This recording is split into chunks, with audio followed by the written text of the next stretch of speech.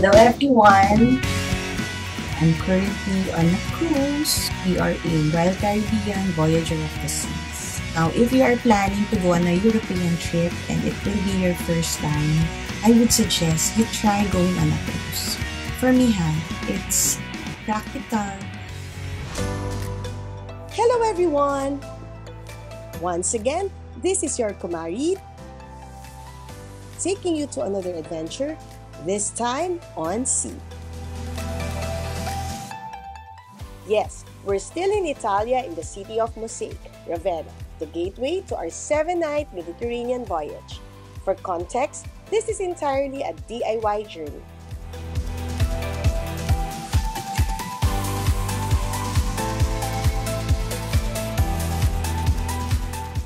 If DIY is your thing, join us. However, expect a little inconvenience and mishaps along the way. That's the kind of thrill and fun DIY traveling gives.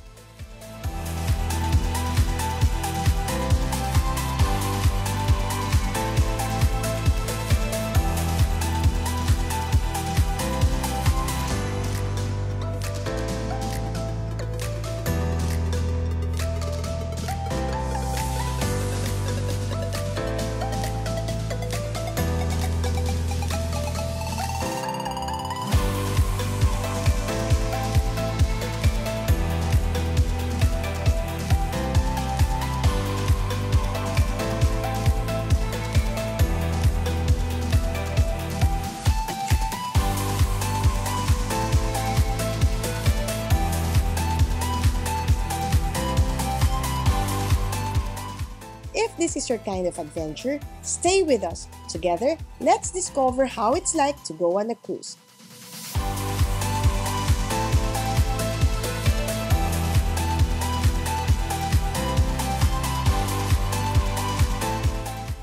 Here's our Mediterranean cruise on board Royal Caribbean's Voyager of the Sea.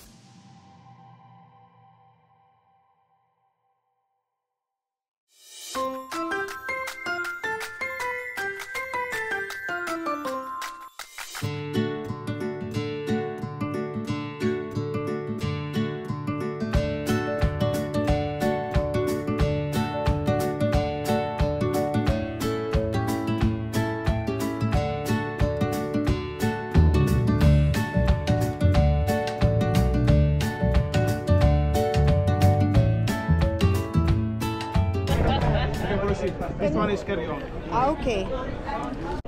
Thank you. Next step, security check. All remaining bags and personal belongings in your possession are subject to scanning. Place all luggage on the scanning machine, while small belongings like phone, belts, bags on the tray. It's the same procedure you do in the airport prior to your flight. Remove hats and glasses during this time. Since we'll be cruising across multiple European countries, a multiple entry visa is required for Philippine passport holders.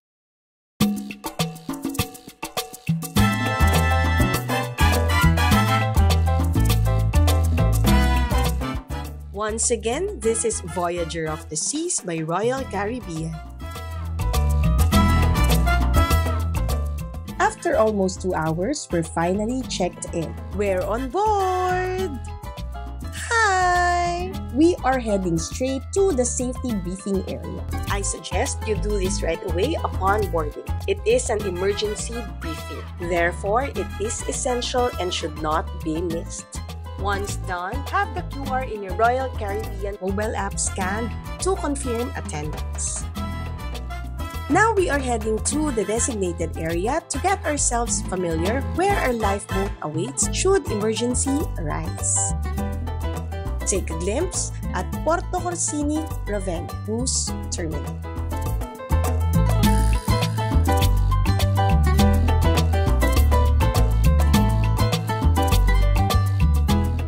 Now it's time to look for our room.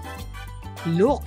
Remember the luggage we dropped off just before check-in? Nandito na sila!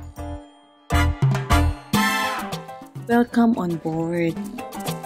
Ay, antaran niyo pa ganyan. Okay, sige. Those cards are important. They will serve as our identification and transaction card. One for you, one for me. And key while on board. Wow! I'll show you around first. This is our stateroom. Nice. This will be our home for 8 days, 7 nights. Here you have a TV, you have a huge bed, you have a vanity mirror here, working table, sofa. Look, this is nice. The central area of the ship. Ganda, diba? It's like you are in a hotel. Small lang, compact, no? But very clean. Look, this is the CR. You have towels, you have a small sink there, 2 glasses. You have toilet, of course, trash can, shower area. Ganyan lang siya kaliit. Oh, it's very clean, very nice. So you get a newsletter every day. Every port kasi there's an activity, every day there's an activity. There's a little description about the place.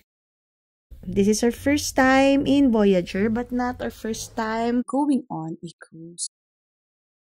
The first one was an 8-day Mediterranean cruise back in 2022 aboard Rhapsody of the Seas, also a Royal Caribbean ship with my parents.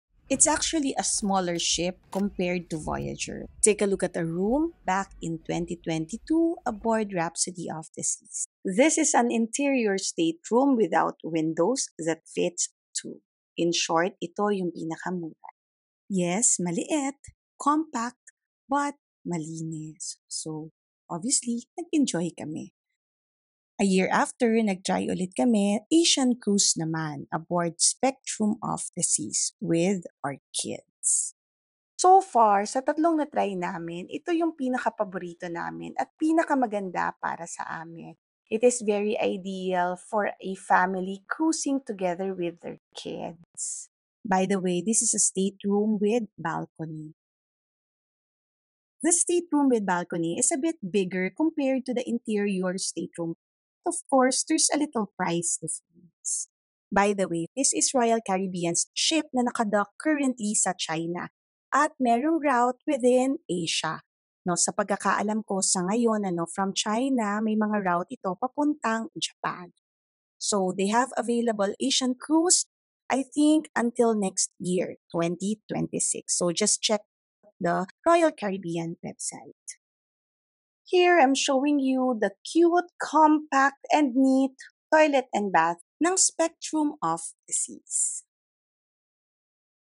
So that's it for the quick tour ng iba't ibang stateroom na na-try natin sa Royal Caribbean. FYI, you can't bring in any form of liquor inside the ship. Should you happen to have one, you have to surrender it before you enter the ship, and you're going to get it back upon disembarkation.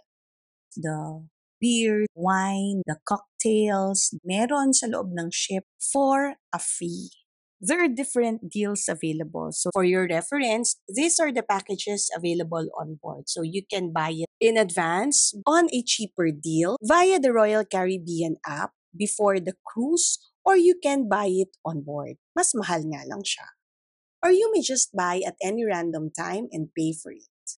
In our case, we opted not to get any kasi meron namang available na juice, coffee, and tea sa ship. Unless you wanted to try the specialty drinks. Now, let's head to the Windjammer restaurant in Royal Caribbean Cruise, serving food buffet style. Alam ko, gutom na tayo, pero isang napakagandang routine na pinapatupad dito sa loob ng barko ang paghuhugas ng kamay bago pumasok sa Windjammer. Ay, salamat. Kami Pilipino. Kamusta? So gaya ng sinabi ko kanina, hindi kayo magugutom when you're cruising.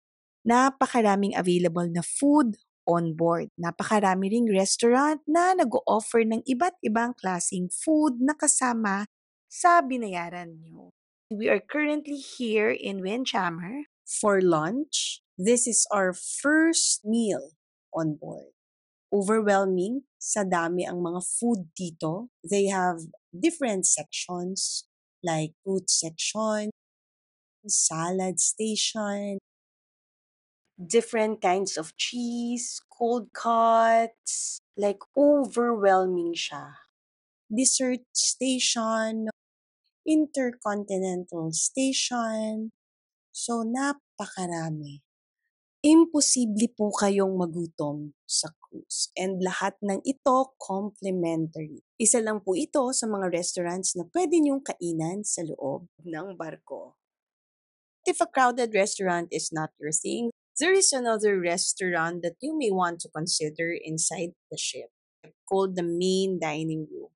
It's a sit-down, fine dining restaurant on a reserved sitting. So before you board the ship, in the Royal Caribbean app, you may indicate your preferred time of dining, or if you fail to do so, you can do it once you're inside the ship already. In the main dining room, you will be assigned a table and 2 servers for the entire duration of your trip. Don't worry, the staff in the ship, they are very accommodating. For reference, here's the sample menu. Yung ganitong menu sa mga restaurants dito sa Europe, medyo mahal siya. Pero dito sa barko, it's free and unlimited. Sa sarap ng mga pagkain, be ready to welcome £1 a day.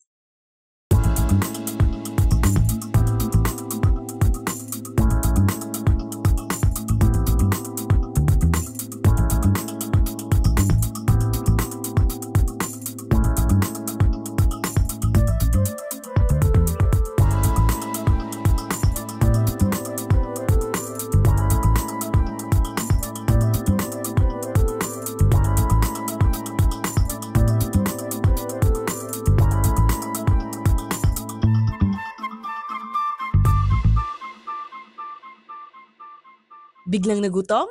In between lunch, breakfast, dinner?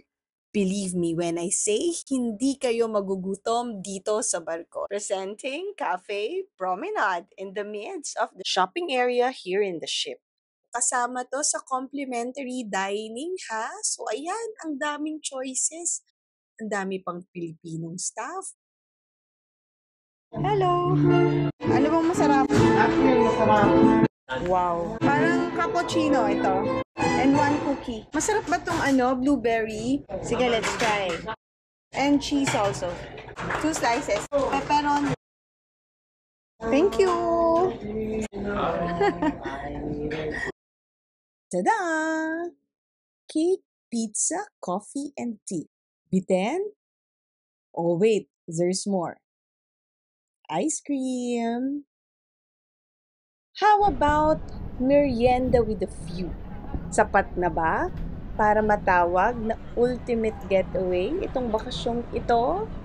Ito ang bakasyong hinahanap-hanap namin. Kaya naman, binabalik-balikan namin ang pag-cruise. Hello everyone! Samahan niyo akong mag-prepare for tonight's formal dinner. Sa cruise kasi may mga schedule. Merong casual dining, merong formal dining. Tonight, theme is formal. If you're planning to go on a European trip, I would suggest explore Europe on a cruise. For a first-timer, mas maganda siya. Kasi meron kayong isang araw na i-explore ang isang lugar. You want to do it yourself? You consider Mediterranean cruise. It's a good start for a European trip kasi it's very convenient and also affordable. You don't need to pay for a transportation jumping from one place to another. Example, for this trip, imagine from Ravenna, we just boarded the ship and then tomorrow, we are in Messina na hindi namin ninadala yung luggage namin. We didn't book a hotel, we didn't worry about our food, we didn't pay for our food. The food here is premium, masarap, maraming variety, hindi ka mauumay. You can go on fine dining na ang mahal-mahal sa labas. Escargot. Escargot is actually suso. And we don't have to pay anything for that.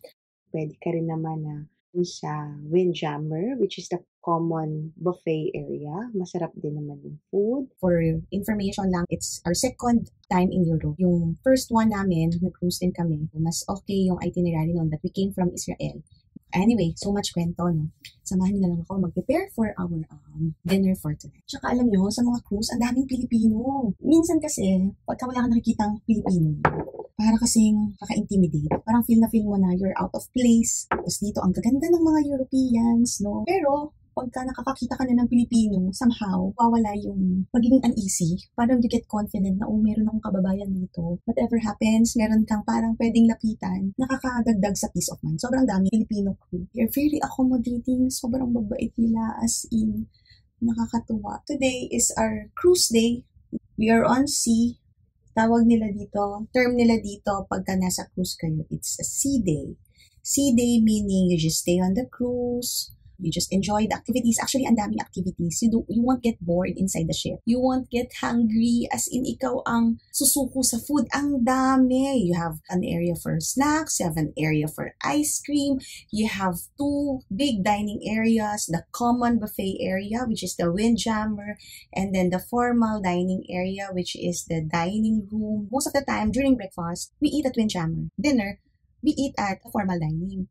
Yun nga lang, kasi sa sobrang dami talagang food, hindi ko kaya. Hindi na kami nakakapag-lunch. Busog ka na from breakfast, so hindi na ako nagugutom. So, snacks na lang. Kung wala kang babayaran. So, very sulit ito sa mga family na mahilig kumain. So, namimiss ko yung mga anak ko kasi feeling ko pagkasama ko sila, sulit sila sa cruise kasi nga, mahilig silang kumain. Ang formal dining naman, ang gusto ko sa kanya, steak. Kasi syempre, di ba, parang pag sa Pilipinas, pag nandun tayo, kung gusto natin kumain ng premium na steak, medyo mahal. So, might as well, nandito ka naman sa cruise, it's available, yun yung kainin natin, di ba? So, yun. Tapos may mga seafood, yun lagi namin order. Kaya, pagka dinner, nagpo-formal dining kami. So, I guess, going on a cruise, on a European tour, feeling ko, mas mura siya.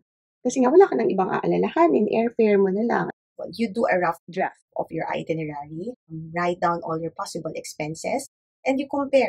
For me, it's practical advantage for first-timer. You get from one city, from one country to another without dragging your luggage. It's very convenient. Plus, you don't have to pay for transportation unless you want to go on excursion. Pero magkano lang naman yon? Mura lang yon. Kasi mga intercity trips, for example, from Amsterdam to Brussels via train, nakita ko kasi online, it's 6,000. Pwedeng mas mababa. Imagine, ang lapit na noon, ganun siya kamahal. So, when you go on a cruise, you get to visit other countries, other cities, without paying that much for this trip. We came from Ravenna. From Ravenna, punta kami tomorrow sa Messina, Italy. So, nakapagpahinga kami. We have a comfortable accommodation. We are going to explore Messina nang hindi namin dala-dala yung luggage namin. So, very convenient. Bababa ka lang, sasakay, papahinga. Unless you want to extend your trip. Yun, magbubuk kayo ng hotel, ng accommodation ninyo, ng food ninyo.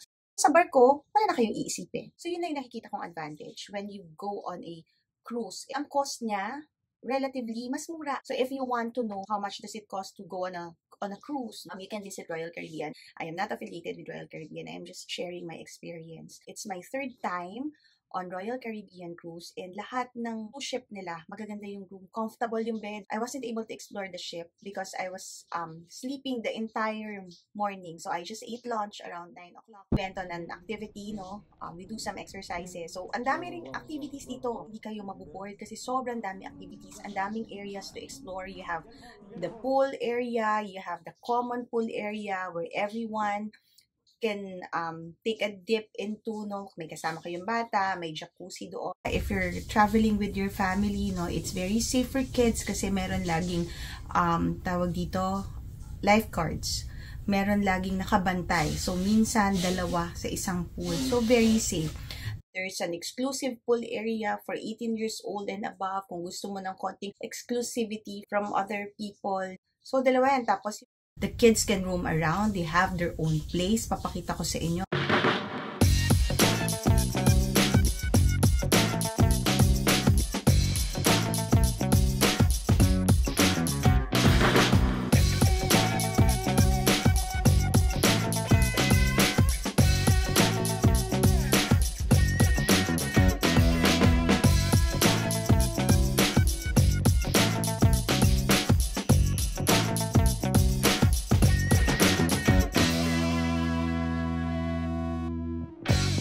Meron din sila dito ang arcade.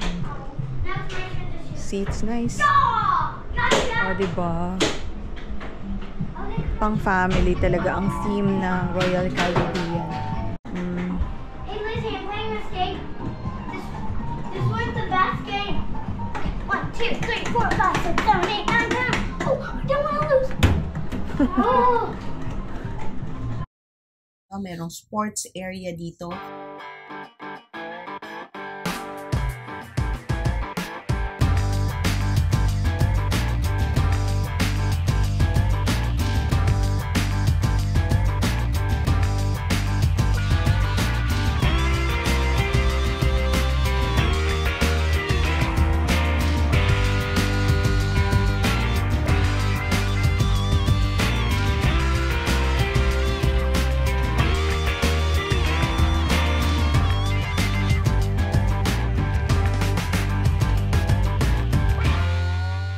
They can play golf, they can run around, merong water slide. Yung theme ng ship, it's made for families, no?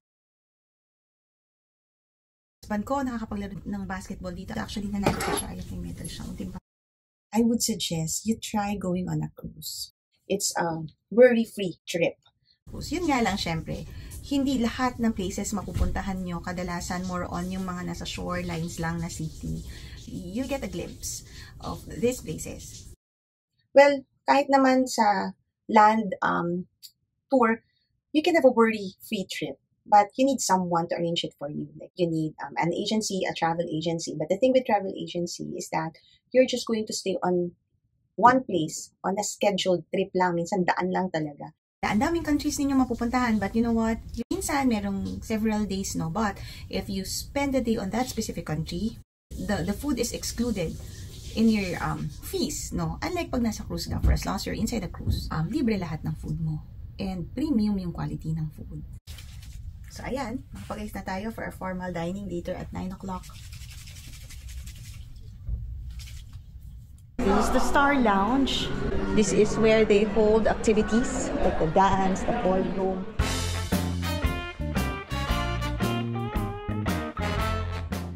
Sometimes karaoke sessions with fellow passengers. We're now heading to the midship, where the Royal Promenade is situated. Royal Promenade is actually a shopping area here in the ship. There are several shops from familiar and unfamiliar brands. Even luxury brands, meron dito. You can actually go on a shopping spree, tax-free. Yes, tax-free. Now we are heading to another attraction inside the ship, the Royal Theatre.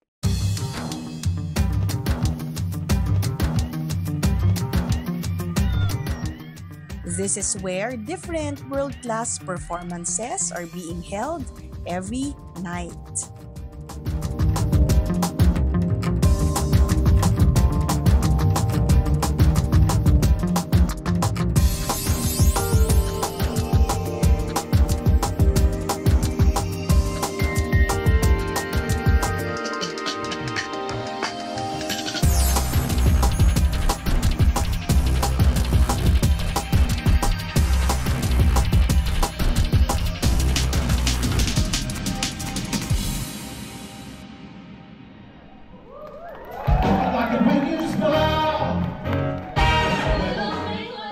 A dance on ice. Yes, there's an ice rink and a skating performance in the cruise ship. Wow! Ladies and gentlemen, how about Need I say more? Okay, so here's more. We are currently at Deck 12, where the jogging track, Sky Lounge, Spa and Fitness Center, Adventure Ocean, Nursery and Arcade are located. So gaya ng nakita ninyo sa information board ng barko, merong 15 decks itong cruise ship. Currently, nasa Deck 12 tayo. Tara, pasyal tayo. Habang nasa barko, hindi mo ma-miss ang legwork mo dito. Dahil ayan o, may running track. We're approaching the pool and jacuzzi area. Medyo konti yung tao pero tingnan nyo, meron lagi naka-duty na lifeguards. Kung ayaw naman maligo, pwede namang magpahinga, umupo at mag-people watching. Pwede ring manood ng movie doon sa big screen. Habang kami, ang paborito namin gawin ay mag-abang ng sunset.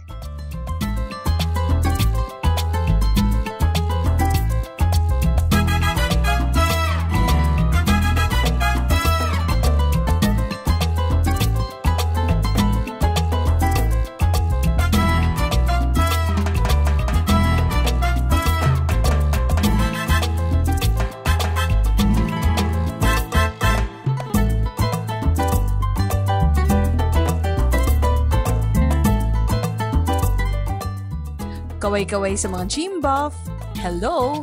Hindi nyo mamimiss ang workout routine nyo dito sa barko.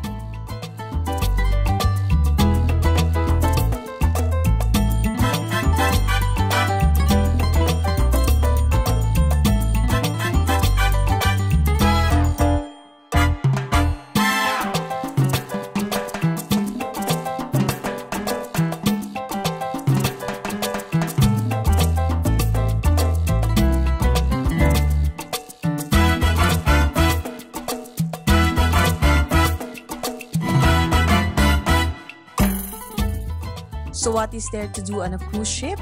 Napakita ko naman siguro sa inyo na napakarami. Pwede kayong pumunta sa bar o di kaya ito, just remember to play within your means and in moderation. Pero tayo, pas muna dahil wala tayong budget para dyan. Ito ang pagkaabalahan natin. Crab cake.